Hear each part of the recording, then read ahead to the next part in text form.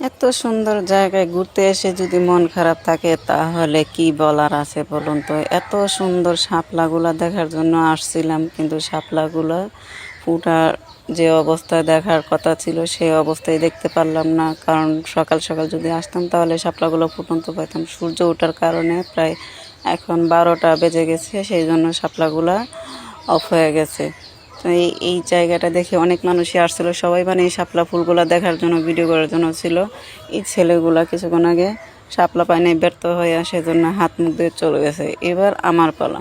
মন খারাপ করে বসে আছিলাম গাটলার উপরে, এইবার পানিতে নামলাম যে একটা শাপলা উঠাবো, কিন্তু যা চাইলাম তার হইল না। পানিতে নামতে গিয়েও নামতে পারলাম না, কারণ দেখা যাচ্ছে কাপড় ভিজে যাচ্ছে, আর একটা সিঁড়ি পার হলে ভিজে যাব, তাই আর শাপলাটাও তোলা হলো না। যাই হোক, উঠে গেলাম, শাপলা তোলা হলো না, ব্যর্থ হয়ে গেলাম।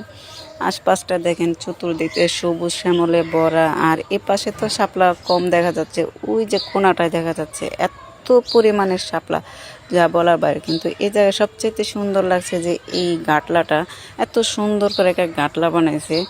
এই দিক দিয়ে মানুষ বসবাস করে অনেকগুলা ভিতরে, আর চতুর্দিকে শুধু চা বাগান আর চা বাগান। তো ফ্যামিলি পরিবার সবাইকে নিয়ে আসলে জায়গাটা অনেক ভালো লাগে ঘোরার জন্য। আমরাও আসছি আমাদের পরিবারের লোকজন নিয়ে, অনেক ভালো লাগছে। ওরা ভিতরে চলে গেছে আর এইদিকে আমি বসে আছি, কারণ আমার তো ফুল আর পানির দরকার, তাই আমি এখানেই বসে আছি চুপ করে।